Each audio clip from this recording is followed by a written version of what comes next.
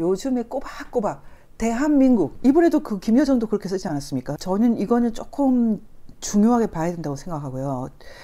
남북이 심지어는 동족이 아닌 두 국가다. 언제 가도 통일 성사는 안 된다. 이거 어떻게 보십니까? 기존에 지난번에 한번 그런 얘기 했었잖아요, 이미. 근데 이번에 연말에 당중앙위원회 전원회의가 열렸는데 그 전원회의 결론에서 우리가 눈여겨보이는 대목이 뭐냐 하면 대남 부분, 남북관계에 대한 얘기를 했는데 그렇죠. 기존에 해왔던 거를 당 전원회의에서 공식화한 거예요. 남북관계는 동족관계가 아니라 이제는 하나의 국가 대 국가관계다. 정상적인 국가관계가 아니라 적대관계다. 또는 전쟁 중인, 전투 중인 교전관계다. 이렇게 규정을 했어요. 그래서 이제 김정은이가 그렇게 정책 전환을 했기 때문에 당 전원회의에서 공식적으로 제도화한 거 아닙니까? 근데 박사님 여기 좀 해설이 필요한 게 이런 겁니다. 예를 들어서 우리가 이제 적대적 공존하는 경우가 있고요. 네. 그러면 사실 뭐 인도 파키스탄은 그래도 적대적 공존이지 않습니까? 그렇죠. 그리고 지금까지 한반도에 있었던 북한과 남한과 북한 관계라는 것은 적대적이지만 통일을 지향하는 관계였거든요. 그렇죠. 그럼 통일을 지향했던 적대성하고 지금 통일은 안 지향하고 그냥 적대성이라는 것은 저는 이해가 안 됩니다. 북한에는 두 가지, 대남 노선이 두 가지가 있는데 하나가 통일이라는 게 있고 또 하나는 남조선 혁명이라는 게 있어요. 우리는 혁명의 개념이 없는데 북한은 혁명의 개념이 있어요. 저는 그거를 왜 구분하는지 몰랐어요. 그거 왜 구분합니까? 남조선 혁명해야 되는 거하고 통일해야 되는 거는요 전혀 다른 개념이에요. 남조선 혁명은 공산화하는 거고요. 그 다음 예를 들어서 남한의 좌파 정권, 친북 종북 정권이 들어섰다고 생각하면 둘이 이제 처제가 비슷해지면 그때 통일하면 되는 겁니다. 합의해서. 이건 정말 중요한 얘기인데요. 지금까지 끝도 없이 남한의 뭐 통일혁명당부터 민혁당까지 이 지하당을 구축하려고 하는 것은 통일을 위한 전선이 아니었던 건가요? 남조선 혁명을 위한 거죠. 그래서 그동안 선 남조선 혁명 후 통일 뭐 이런 개념이 있었죠. 그럼 지금 말하는 이 적대적인 두 국가가 있는데 통일은 이제 지향하지 않는다는 말이 남조선 혁명도 포기한다는 말은? 그건 아닙니다. 여기서 이제 우리가 중요하게 생각해야 될 게 뭐냐면 북한이 그동안 평화 통일 얘기를 했었어요. 근데 사실은 김정일이 비공식 수상에서는 남침해에서 군사적으로 통일하는 거 그게 유일한 길이지 우리가 평소에 얘기하는 밖으로 대놓고 마이크로 얘기하는 평화 통일이라는 그건 그냥 빈말에 불과하다라고 내부적으로는 그렇게 얘기해요. 그러나 바깥에 대놓고 얘기할 땐 좋은 말 한단 말이에요. 평화적으로 통일하자. 그리고 그 통일 방안은 연방제다. 이렇게 얘기를 하는 거예요. 그렇죠. 그러나 북한 당국의 진심은 평화 통일이란 불가능한 거야 라고 했는데 이번에는 아예 그 평화 통일마저도 안 된다라고 공식 선언해버린 거예요. 전 지금 말씀하신 게 너무나 중요한 말이라고 생각합니다. 예를 들어서 뭐 지금 관변 북한 학자들 뭐 늘 나오시는 북한 대학원 대학교의 양 총장님, 교전 중인 적대적 두 국가 관계로 규정한 것에 대해 두 국가 관계에서 통일 문제 논의는 모순이다. 앞으로 통일 문제는 이야기하지 않겠다는 뜻으로 보인다. 이렇게만 얘기하고 넘어가면 북한이 해왔던 그 남조선 혁명 뭐 간첩 내려보내고 소위 혁명 자금 보내고 그런 거는 그러면 우리가 어떻게 봐야 됩니까? 그런 거는 그 겉으로 드러내놓고 하지도 않고 인정하지도 않고. 그러면 남한의 대남 공작은 계속하고 통일 논의를 안 하겠다는 통일 논의는 공식적으로 하는 거예요. 남북한 당국자가 만나서 통일 대화를 하는 건데 그동안에 그렇게 해서 통일이 된다고 믿지는 않지만 그래도 하는 척은 했단 말이죠. 공식적으로. 그걸 부인하지 않았어요. 근데 이번에는 그걸 부인해버렸다고. 그건 이제 안 된다. 대한민국은 뭐 헌법에도 규정돼 있지 않느냐. 자유민주주의 체제하에서 통일하겠다고 했고 너희들의 진짜 목적은 흡수 통일 아니냐. 그렇다면 김정은 입장에서는 그게 뭔 의미가 있냐. 그러니 통일은 의미 없다.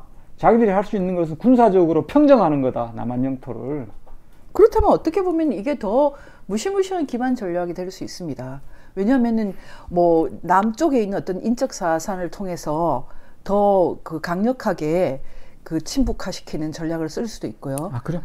남조선 혁명은요 정세 변화에 따라 그때 맞게 가는 거예요. 지금 한국의 보통 사람들은 북한이 이제는 적화 통일 안 한대. 이제 뭔가 좀 다르게 할 건가 봐. 대부분 그렇게 생각하지 않겠습니까? 그리고 이제 왜 이렇게 하느냐. 그동안 남북 대화해가지고 뭐가 좀 생긴 줄 알았는데 특히 이제 지난 정부 때 문재인 정부 때 뭐가 좀 떡고물이 생길 줄 알고 자기들 나름대로 협조를 했다고 생각했어요. 근데 하노이 노딜 이후에 개털됐단 말이에요. 그래서 열을 받아가지고 뭐 특등머저리니 뭐 삶은 소대가리니 하고 얘기를 했잖아요. 그래서 보수 정권 들어와서 다시 또 북한하고 이렇게 관계가 나빠지니 뭐 이래도 자기들이 돌아오는 게 없고 저래도 돌아오는 거 없고 괜히 통일 문제 나오면 북한의 주민들만 들떠가지고 결론적으로 뭐냐면 통일 얘기해서 아무런 득이 없는 거야. 바에는 그냥 차단해서 아예 그냥 따로 살자. 김여정이가 전에 얘기했잖아요. 서로 피차 신경 쓰지 말고 관심 두지 말고 각자 자기 삶 살자. 지금은 통일부에서 이 문제를 어느 정도까지 소화하고 있을지 모르겠는데 잘할 지금 겁니다. 말씀하신 것이 맞다면 사실 어떤 면에서는 그 북한의 대남 전략이 또 고도화될 수 있다. 어떤 면에서 그러냐면 대한민국이다. 조선민주주의인민공화국이다라고 하면서 조선민주주의인민공화국이라는 그 국가가 더 확고한 것으로 만들면서 저는 중국이나 러시아와 함께 이제 한민족 뭐 통일한 개념이었기 때문에요. 적대 국가로 상정을 하고 또 강력하게 그렇죠. 이제 공격할 수 있다는 뜻이 아닌가. 그렇죠. 핵무기를 이제 공식적으로 대대적으로 쓰겠다는 거예요. 그동안엔 동족한테 핵무기를 쓴다는 거에 대한 일단 심리적 모순이 있는데 이제는 정상적인 적대 국가이기 때문에 핵무기를 사용해도 아무 거리낌이 없었다 이 얘기예요. 지금 대한민국이란 말을 쓴다는 것은 너네들은 우리 민족도 아니니까 너네 대한민국 하나 정도는 박살내도 그렇죠. 상관없어. 그렇죠. 저는 중국하고도 교감이 있지 않으면 이런 생각을 못할 걸로 느꼈습니다. 중국은 이런 거에 그 선뜻 동의 안 할 겁니다.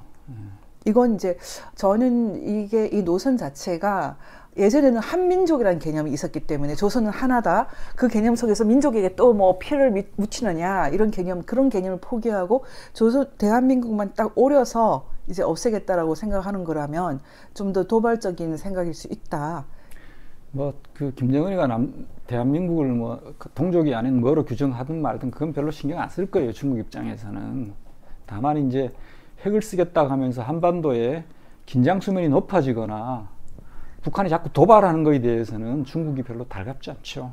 왜냐하면 자기들 앞마당에서 자꾸 뭐 분쟁이 생기는 건 자기들 바라는 바가 아니거든요. 왜?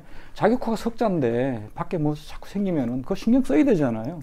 그러니까 그거는 이제 원칙적으로 바라지 않습니다. 어쨌든 이건 여러 가지로 그 검토를 많이 해야 될 것 같은데요. 지금 이 기사에도 나와 있지만 이렇게 되면 1국가 2체제 통일 방안인 고려민주연방공화국 창립 방안도 수정할 것이다.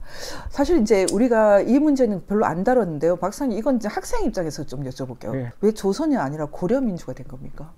그 김선희가 그 최은희 그 납북했던 영화배우 최은희 씨 있잖아요.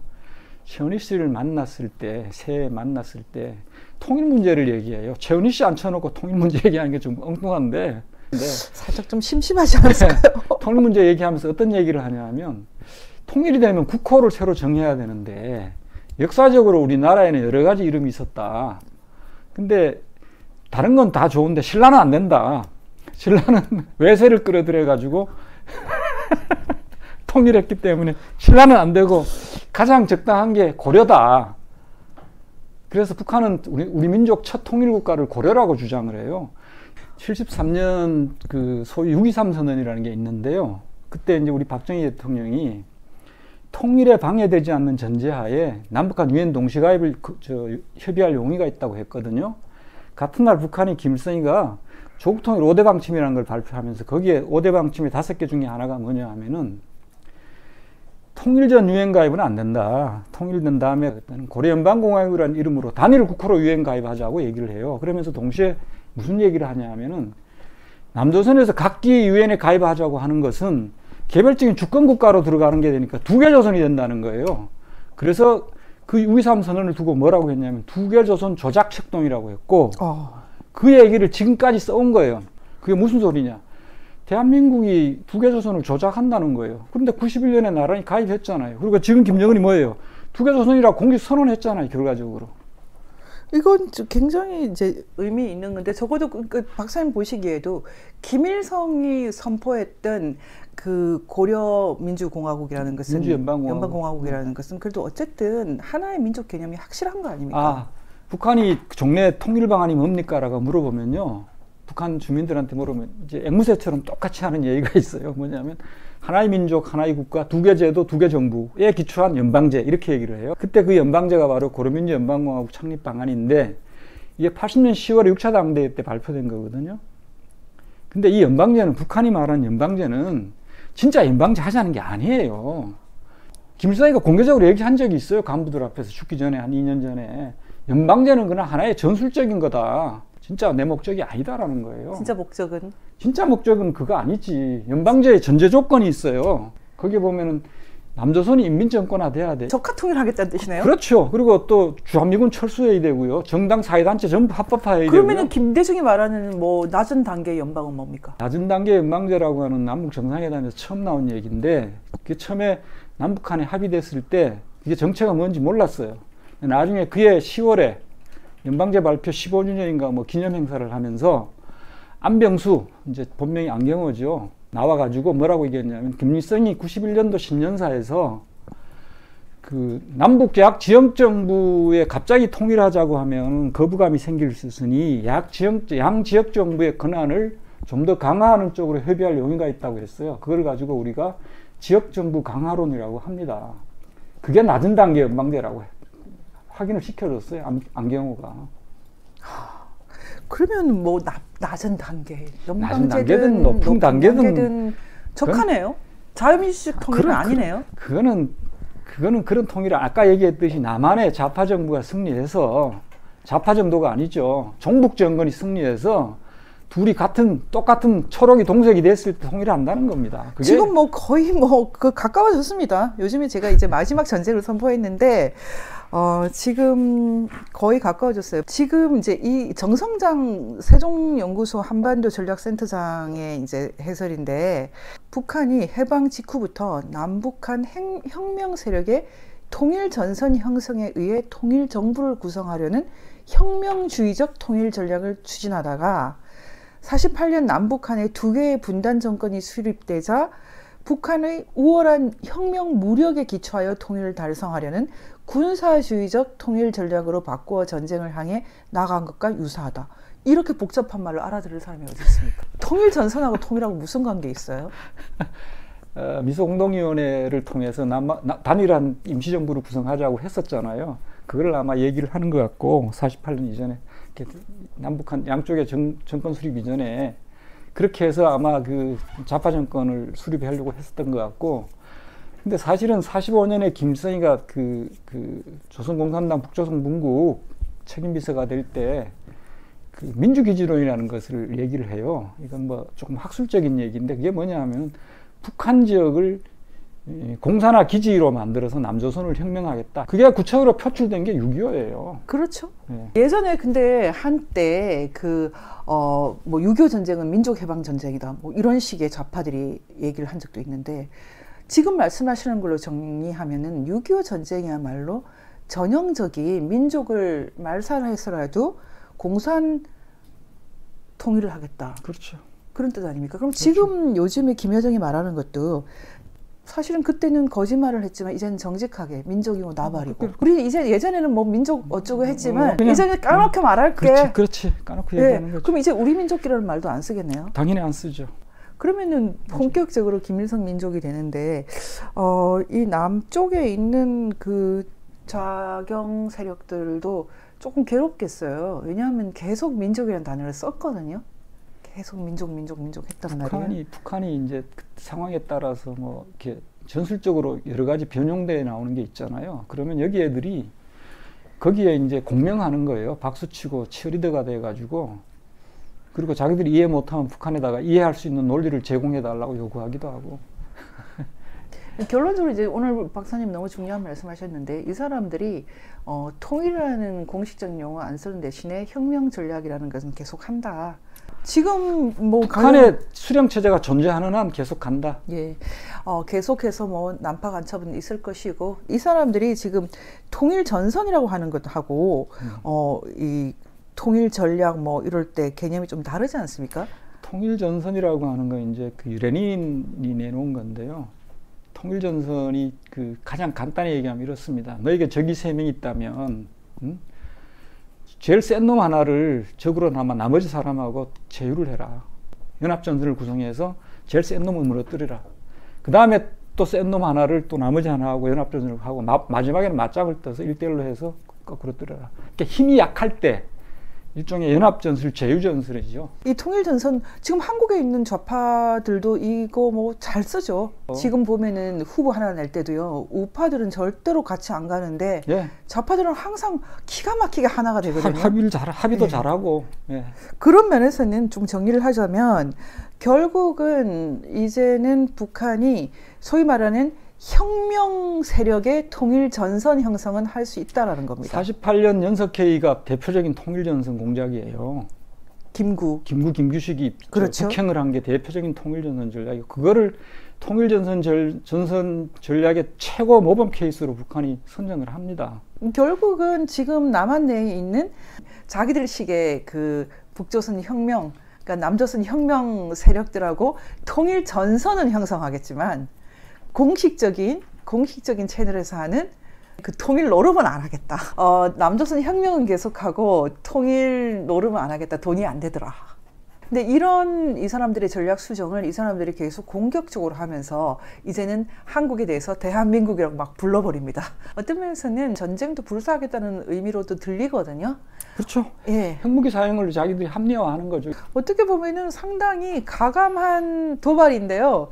어떻게 보십니까? 뭐 김정일은 그래도 형식과 명분 이런 거 뭐 굉장히 그 갖추고 속일 거 속이고 했는데 김정은은 그런 측면에서는 가감히 드러내고 그래 뭐 까놓고 하자 이런 스타일이죠. 그렇다고 뭐 김정은이 다 드러내고 뭐 그런 건 아니에요. 어쨌든 남조선 그 사회에 깊숙이 들어오는 그 혁명 전략은 계속 사용하면서 공식 채널로 그 통일 소위 말하는 뭐 통일 노름이라고 말하는 그런 것은 안 하겠다.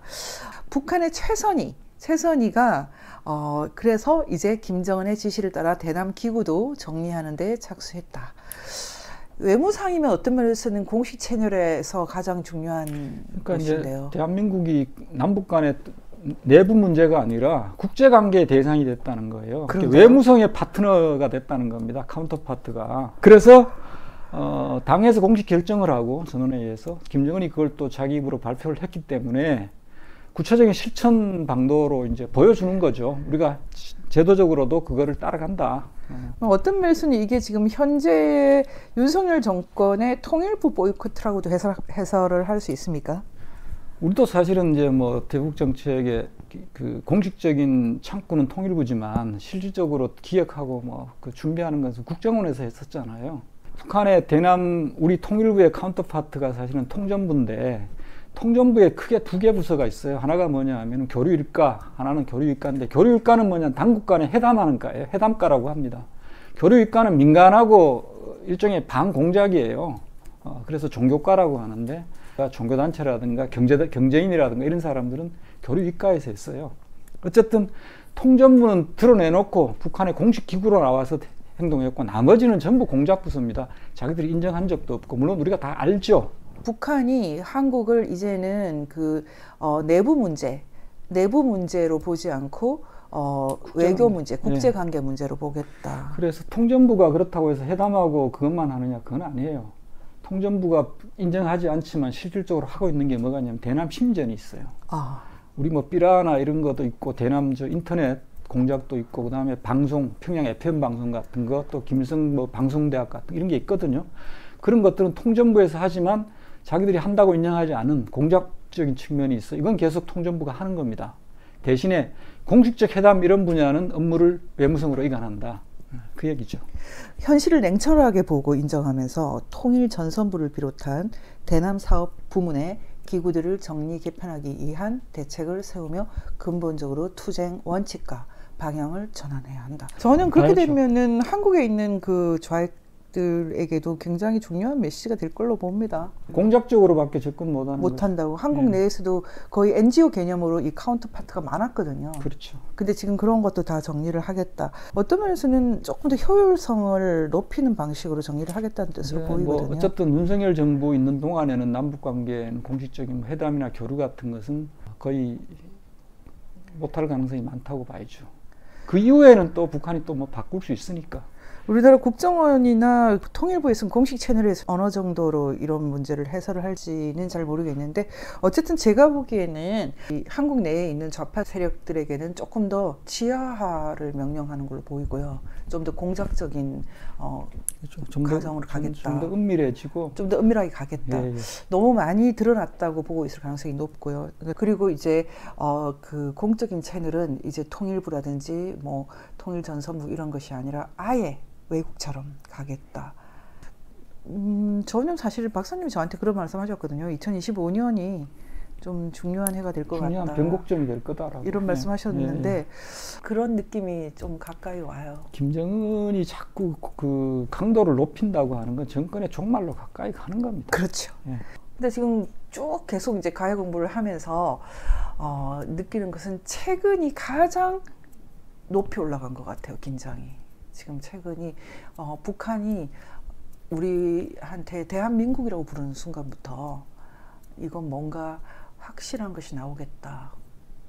김정은이 굉장히 불안해하고 조바심을 느낀다는 방증이라고 봐요, 저는. 사실은 고려 민주연방공화국이 어떻고 이럴 때 사실 사람들이 말은 잘 안 하지만요.